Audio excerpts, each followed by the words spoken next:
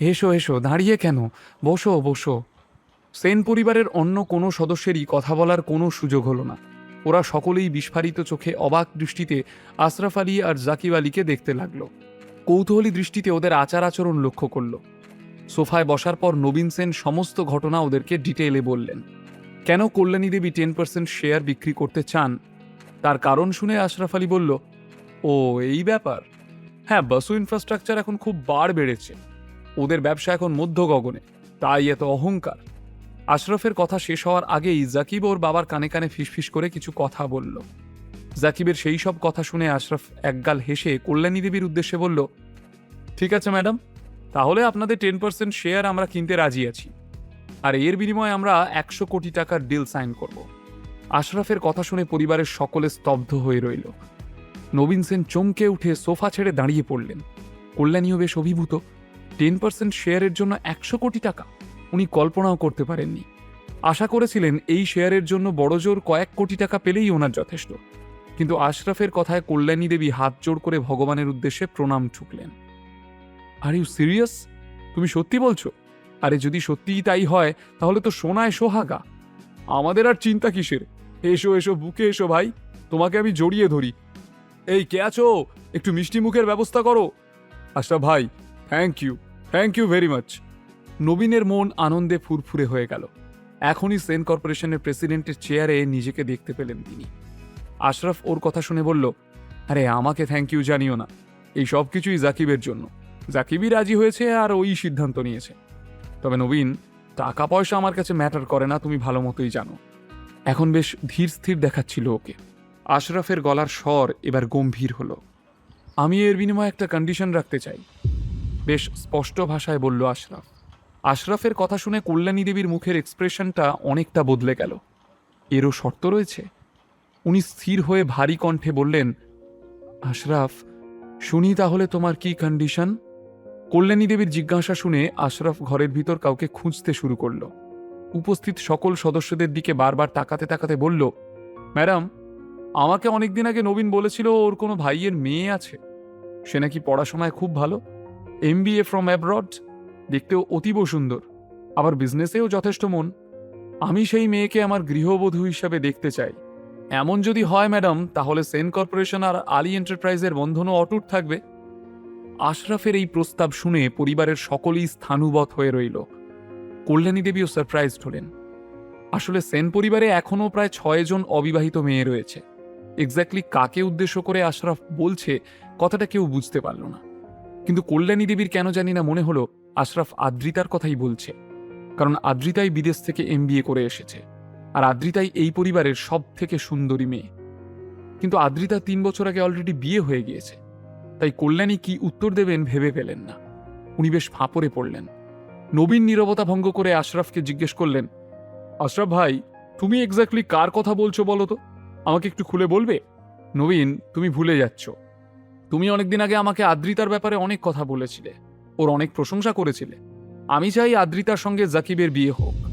আদ্রিতার দিকে নজর স্থির করে আশরাফ বলল, আমার ছেলেরও আদ্রিতাকে খুব পছন্দ হয়েছে। এই কথা শুনে জাকিবের চোখও জলজল করে উঠল। মুখে হাসি নিয়ে তাকালো আদ্রিতার দিকে। এদিকে আদ্রিতা আশরাফের কথা শুনে হকচকিয়ে গেল। ওর মনে হলো ও বুঝি ভুল শুনেছে। ওর চোখে মুখে তখনও বিস্ময়ে লেগে রইল। ও বেশ অবাক সুরে বলল, এ কি, আমি তো অলরেডি ম্যারিড আঙ্কেল, আমার পক্ষে আবার বিয়ে করা অসম্ভব। আদ্রিতার কথা শেষ হবার সাথে সাথেই কল্যাণী দেবী মুখ খুললেন। হ্যাঁ আশরাফ, আদ্রিতা বিবাহিত। তুমি এক কাজ করো না, আমাদের পরিবারে আরও কয়েকজন অবিবাহিতা মেয়ে রয়েছে, তাদের মধ্যে জাকিবের যদি কাউকে পছন্দ হয় তাহলে তাকেই ও জীবনসঙ্গী করুক না। এই বিয়েতে আমাদের কোনো আপত্তি নেই। সরি ম্যাডাম, আমাদের এখানে আসার আসল উদ্দেশ্যটা আপনাকে আগে জানানো উচিত ছিল। এই বিয়ের কথা বলতেই আমার এখানে আসা। আমার একমাত্র ছেলেই আমার সব, ওর চাওয়া পাওয়া মেটানোই আমার একমাত্র লক্ষ্য। তাই ওর মুখ চেয়ে আশরাফ বলতে বলতে থামলো কিছুক্ষণ, তারপর কিছু একটা ভেবে আবারও বলল, কিন্তু শুনেছি আদ্রিতার হাজব্যান্ড কিছুই করে না। শহরের সব বিজনেস ফ্যামিলির সকলেই সত্যিটা জানে। আদ্রিতা একজন ইউজলেস ছেলেকে বিয়ে করেছে। কি আছে, ডিভোর্স দিয়ে দিলেই তো সব প্রবলেম সলভড। আর তাছাড়া জাকিব আপনার নাতনিকে খুব সুখে রাখবে, এ নিয়ে আপনারা নিশ্চিন্ত থাকুন। আশরাফ আগে পিছু না ভেবেই একসাথে নিজের কথাগুলো বলে গেল। সমস্তটা শুনে নবীন কি উত্তর দেবেন ভেবে পেলেন না। থম মেরে দাঁড়িয়ে রইলেন সোফার পাশে। কল্যাণী দেবীর হাবভাবও কঠিন থেকে আরও কঠিনতর হয়ে উঠল। উনি এই সম্পর্কে একেবারেই নারাজ। উনি আবারও আলী এন্টারপ্রাইজের মালিককে বোঝালেন, আদ্রিতার একবার বিয়ে হয়ে গেছে আশরাফ। শুধুমাত্র বিজনেসের স্বার্থে বাড়ির মেয়েকে ডিভোর্স করিয়ে আবার বিয়ে দেওয়া, এগুলো আমাদের পরিবারের নীতি বিরুদ্ধ। আমাদের ফ্যামিলির একটা কালচার আছে, আমরা এটা করতে পারবো না। তোমার যদি অন্য কোনো কন্ডিশন থাকে তুমি সেটা আমাদের সাথে শেয়ার করতে পারো। কল্যাণী দেবীর এই দৃঢ় মানসিকতা আশরাফ হজম করতে পারল না। ও অধৈর্য হয়ে বলতে থাকলো, দেখুন, আপনার ইউজলেস নাতজামাই এবার আপনাকে বাঁচাতে পারবে না। 10% শেয়ার 100 কোটি টাকায় এই শহর কেন, সারা রাজ্যে কেউ আপনাকে দেবে না।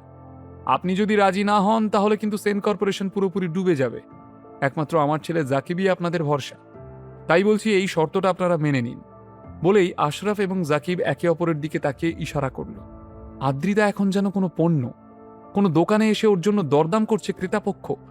একবার দাম ঠিক হলেই মোহর লেগে যাবে যেন। আদ্রিতা কিছু বলতে যাবে তার আগেই আশরাফ শেষবারের জন্য বলল, ঠিক আছে, 10% শেয়ার 1000 কোটি টাকায় আমি কিনব নবীন।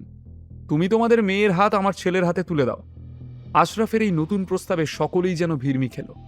বলে কি লোকটা, শুধুমাত্র ছেলের জন্য এত টাকা দিতে রাজি? সবাই যেন চমকে উঠল। লোভী মানুষের জেদ বুঝি এমন লাগাম ছাড়াই হয়? একদিকে নীল, যে কিনা এই সংসারের জন্য আজ পর্যন্ত কিছু করে উঠতে পারেনি, নিজেকেই এখনো দাঁড় করাতে পারেনি সে। অন্যদিকে জাকিব 1000 কোটি টাকা দিয়ে 10% শেয়ার কিনতে রাজি হয়ে গেল শুধুমাত্র আদ্রিতার বিনিময়ে। আদ্রিতা বুঝে উঠতে পারল না 1000 কোটি টাকা কি 10% শেয়ারের দাম নাকি ওর নিজের দাম। এই টাকায় সেন কর্পোরেশন শুধু উঠে দাঁড়াবে তাই নয়, বরং সারা দেশের টপ বিজনেস অর্গানাইজেশনের মধ্যেও নিজের নাম নথিভুক্ত করতে পারবে। তবু এই ডিলটা একেবারেই পছন্দ হলো না কল্যাণী সেনের। জাকিব এবার হঠাৎই আদ্রিতার একেবারে সামনে এসে দাঁড়ালো। কারোর কাছে কোনো অনুমতি না নিয়ে, কাউকে কিছু না বলে ও সোজাসুজি আদ্রিতাকে জিজ্ঞেস করল, তুমি কি চাও না আমি তোমাকে সুখে রাখি? আমি তোমাকে রাজরানীর মতো করে রাখবো আদ্রিতা। প্রথম থেকে আমি শুধু তোমাকেই চেয়ে এসেছি। তুমি কি চাও না আমার সঙ্গে সংসার করতে? জাকিব ভদ্রভাবে নরম গলায় কথাগুলো বললেও ও শক্ত করে আদ্রিতার হাত দুটো হঠাৎ চেপে ধরল। বয়োজ্যেষ্ঠদের সামনে জাকিবের এই অভাবনীয় আচরণ সকলেরই বেশ দৃষ্টিকটু লাগল। কিন্তু এইভাবে ওকে টাচ করায় আদ্রিতা নিজের ধৈর্য হারালো। এ কি জাকিব, এসব কি হচ্ছে? বাড়ির বড়দের সামনে কিভাবে ব্যবহার করছো তুমি? আমার অনুমতি না নিয়ে আমাকে টাচ করার সাহস কিভাবে পেলে? Please behave yourself. কিন্তু ওর এই কথাগুলো শুনেও জাকিব কিছুতেই আদ্রিতার হাত ছাড়ল না। ও জোর করে হাত ছাড়ানোর চেষ্টা করলো, কিন্তু জাকিবের গায়ের জোর আদ্রিতার 3 গুণ। আদ্রিতা হাত ছাড়াতে ব্যর্থ হলো। আদ্রিতা, এখন আর বেশি কথা বলো না। এখন থেকে তুমি আমার সব কথা শুনে চলবে। তুমি এখন থেকে আমার আদ্রিতা। তোমার গায়ে এত সুন্দর গন্ধ। জাকিব এবার আদ্রিতার ঘনিষ্ঠ হলো। রাগে বিরক্তিতে আদ্রিতার ওকে ঠাটিয়ে একটা চড় মারতে ইচ্ছে করল। আদ্রিতার এই অসম্মান সেন পরিবার কি চুপ করে দাঁড়িয়ে সহ্য করে যাবে? 1000 কোটি টাকার বিনিময়ে চিত্রাও কি আদ্রিতাকে ডিভোর্সের জন্য বাধ্য করবে? এমন একটা ছেলের হাতে তুলে দেবে? আদ্রিতা রাগের মাথায় আবার কিছু করে বসবে না তো? নীল সব কথা জানতে পারলে কি করবে? নাকি সেন পরিবারের চক্রান্তে এসে চিরদিনের মতো হারিয়ে ফেলবে আদ্রিতাকে? বিনামূল্যে গল্প শুনতে নিচের ইনস্টল বাটনে ক্লিক করুন এবং পকেট এফএম ডাউনলোড করুন। লিঙ্কটি রয়েছে ডেসক্রিপশনে।